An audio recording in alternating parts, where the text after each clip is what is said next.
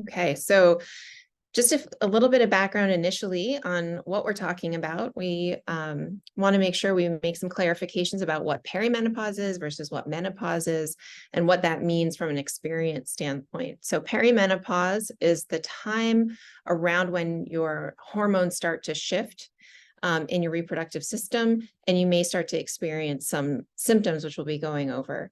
And menopause itself is the definition of when you are no longer getting periods and you've had at least 1 year since your final menstrual period. So you transition from that perimenopausal period with particular symptoms into menopause, and you can continue to have some symptoms during menopause as well. When menopause occurs before the age of 40, we call it premature. And when it occurs between ages 40 and 45, we call it early. And on average, menopause happens around between ages 51 to 52, but some women experience it much later, even up to 56 or 57. So people are different, and you may have a different experience and a wide range here of when you can have some of these symptoms starting to occur. Next. We want to touch a little bit on some of the less frequently discussed symptoms. I think most of you have probably heard about or experienced what we call vasomotor symptoms or hot flashes. But there are a lot of other ones that come along with menopause that are less talked about and are the ones that really, I think, get to what can become very bothersome and intrusive into people's lives without them necessarily recognizing these are tied to menopause. So a lot of women experience brain fog, where they feel like they're just not thinking clearly, memory difficulties, or they might have difficulty recalling words or having short-term memory concerns, difficulty focusing and concentrating on things that usually don't have a problem with, and that ties to difficulty multitasking. Oftentimes people will describe an intense fatigue. They may also experience insomnia or early waking in the morning with difficulty going back to sleep. Some women experience hair loss, which can be very distressing, and weight gain, which can be challenging to overcome, and mood changes, including irritability and depression and anxiety. And so all of these things are things to know that they can be tied to that menopausal transition. Okay, next. I wanted to share some experiences that some of my patients have shared with me. And I think this is really important because you may identify with some of these statements, and they're all related to that transition. So I'm usually a very high functioning person, and I manage complex things at work. And honestly, I can't do it anymore. I don't know what's happening. One patient mentioned, I'm dealing with agonizing emotional pain. I've cried nonstop for the past 2 days. Others have noted I've gained so much weight so fast and I can't seem to lose it. And others describing some mood changes and irritability. Everything my husband does drives me crazy and I just go off on him. Next slide. So there's some more recent, a recent article in the Washington Post, which I think summarizes a lot of this very well, and the experience that a lot of us have, where you experience changes and things happening to your body, or things happening, what you feel like in your brain, and you really don't know what's going on. And a quote from this is that women have experienced weight gain, trouble sleeping, poor mood, panic attacks, heart palpitations, joint pain, and they think that something is terribly wrong, but don't like that what's happening to menopause.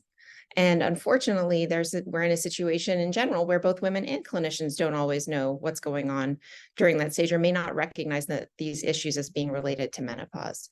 So really important that we bring this to light, we talk about it, that we can share with our doctors and with each other what's going on, and find some help with dealing with this, because you don't have to suffer through menopause. Next slide. Genevieve, is this yours? Hey, thank you, Dr. Schiff, for that. And, I felt like you were describing me over the last few years, and it's really real, the experience that women that we have, that people have who experience menopause and the symptoms related to it. For many years, menopausal symptoms were treated with estrogen. We know that menopause itself the symptoms are related to the withdrawal of estrogen, and so estrogen was used to manage hot flashes. In 2002, the Women's Health Initiative was a study designed to understand and look at the risk and benefits of hot flashes, of hormone replacement. And it had some findings that were really important. The problem was that they were extrapolated to a population that actually did not apply. And as a result, individuals who truly needed hormone replacement were no longer getting it. Either it was declined or they were afraid because of studies that were done well, but again, the population of whom the actual results apply to were then extrapolated. And so it just made it very difficult for people who actually had hot flashes, who had vasomotor symptoms and the things that Dr. Schiff talked about to actually get treatment and to feel safe while being treated. So what I want to do is pivot back and talk a little bit about hormone therapy and what it is and why we use it.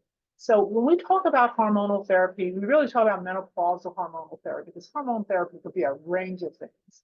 And specifically, what we're typically thinking about is estrogen and progesterone. And the whole idea of using menopausal hormone therapy is to replace some of the estrogen that's no longer present. That loss of estrogen is most often related to a natural menopause, but can also be related to surgical menopause.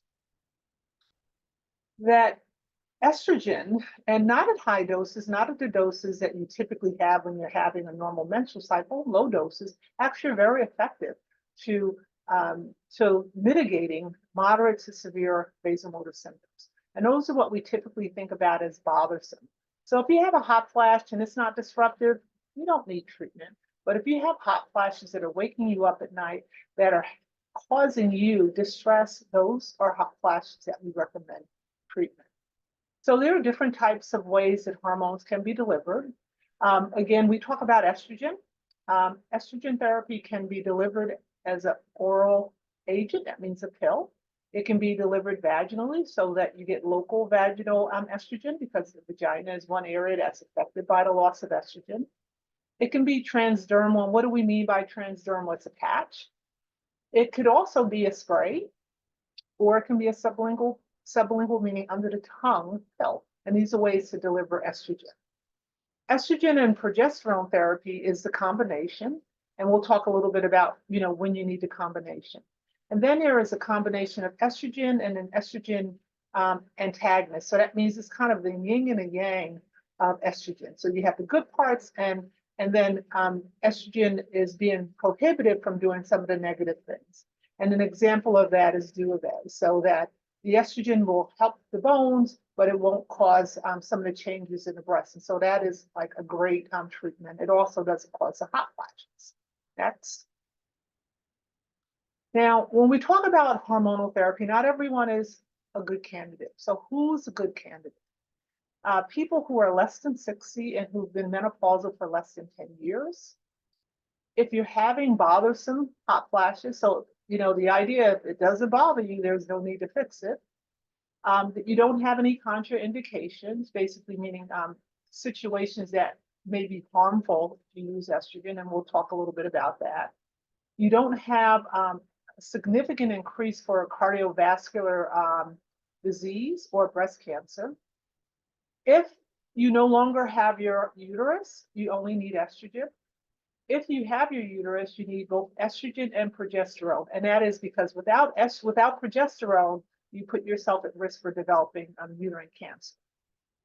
Now, contraindications for menopausal hormonal therapy is if you have an abnormal, undiagnosed bleeding from the genitals, if you have a known or suspected estrogen or progesterone dependent cancer, if you have a history of blood clots in your legs or in the lungs, you would really need to be evaluated to see whether it's appropriate for you, or you're currently at risk for developing blood clots. If you have liver dysfunction or liver disease, and that's important because the liver actually metabolizes the estrogen. If you're pregnant, we don't want you taking any hormones. Or if you have a sensitivity to any of the things that are used to make the estrogen or the progesterone. Next. So who's a candidate for non-hormonal therapy? I'm not going to go into detail about the options, because I believe that's been discussed before. You can look back at some of the prior presentations. But people who have mild to moderate, not so bothersome hot flashes are the ideal candidate for non-hormonal. Non-hormonal could be either changes in the way that you actually behave, or it could be a pharmaco drugs. If you're older than 60 or you've been post-menopause for more than 10 years, you're someone who should consider non-hormonal therapy if you're having bothersome hot flashes. If you're at risk for significant cardiovascular disease or breast cancer. You have other contraindications to menopausal hormonal therapy. And again, just remembering, you know, if you do use it, when to use hormones. So, next slide. I want to just drill down just a little bit more because I think this is really important. You know, I really believe that we are kind of the guardians of our health, and the more we know, the better we are, so that we can make informed decisions. So when choosing a therapy, and you're thinking about your cardiovascular disease risk or breast cancer risk, there are different ways to think about it. If you have a high risk for cardiovascular disease, you have strong family history of early death, you have elevated triglycerides, that may be a reason to consider non-hormonal therapies. If you have intermediate risk, you might consider using a transdermal patch instead of the oral form, because the oral form of estrogen does different things to your triglycerides than the transdermal patch. And it also, the oral form of estrogen affects your carbohydrate metabolism, which can affect your risk for diabetes in a different way than the patch. Again, for people who have a uterus, you want to make sure you use the transdermal patch or the patch and some progesterone. And if you don't have a uterus, just the estradiol. I'm going to really stress that multiple times because I see patients that come to me who are only using estrogen when they have a uterus, and that's really dangerous. If you have a low risk for cardiovascular disease, you can pretty much use whatever you choose in terms of hormonal therapy. If you have a high risk or intermediate risk for breast cancer, non-hormonal therapies, or the estrogen agonist antagonist treatment is also an option. And then if you're low risk for breast cancer, again, you know, you have as many options that are out there. Next slide. So I want to talk about these neurons. These are called candy neurons. I don't know how many of you know about these neurons, but I'm going to tell you why they're important. So, you know, women have been having hot flashes for many years, and, you know, we've treated it with estrogen, but we really didn't know what caused hot flashes. And the thing about these neurons, if you could just go ahead and hit, the thing about these neurons is that they make these peptides, and these peptides communicate with other neurons in the brain. It makes kisspeptin, neurokinin B, and dynorphin. These neurons communicate with each other. They respond to estrogen. They're important for metabolism. And really important is that they actually communicate with the area of the brain that can trigger a hot flash. Next slide. We've only recently, within the last decade or so, actually started to understand this. And it's really important because these candy neurons is such a sweet name, but they're such troublemakers. They actually become bigger in postmenopausal people, and they become hyperactive. So they're stimulating themselves and they're stimulating other neurons in the brain that may be affecting your sleep, that's affecting your heat sensing. And the reason this is important, next slide, is because now that we understand what's causing hot flashes and how these neurons actually communicate with other areas of the brain that actually cause some of the symptoms that we see in menopause, we can actually develop very specific treatment. And that's actually has been done. Next slide. So the neurokinin B works at a receptor called the neurokinin 3 receptor. And the way that I think about a receptor, it's like a glove, and the neurokinin B is like a ball. So they come together and they work together. The neurokinin 3 receptor antagonist blocks this neurokinin B and a receptor from interacting so that they actually can block hot flashes, which is amazing. Very specific, it's non-hormonal. and it actually is highly effective. There are two drugs that have been in study. One is fezolinetant, which was recently approved by the FDA, and the other one is elinzanetant, which is in phase 3 studies. One works at the receptor, neurokinin 3 receptor, and the other one works at 2 receptors, that 1 and 3. Next slide. So I just want to show you here, this is a study, Skylight 2, where they looked at 2 doses of fezolinetant on the left and the right. And these individuals were people who had, on average, 10 to 12 hot flashes a day. And they looked at 12 weeks, 52 weeks, at the severity as well as the frequency of hot flashes that individuals had. And you can see that individuals using both the 30 milligram as well as the 45 milligram on the right actually had a significant reduction in the number of hot flashes they had. And also important is that they reported less severe, which is great. And so this is a new treatment option that's out there for people who can or are not willing to take hormonal therapy, but who are having bothersome symptoms. So I'm really excited about this. I just think about how, it's more than half of the population has hot flashes, and we only started to understand how and why about a decade ago. So I just wanted to share this exciting information with you, and I'm excited to see more options come forward that will actually help control hot flashes. So this is my last slide. Thank you. All right, so now we'll move into the Q&A portion.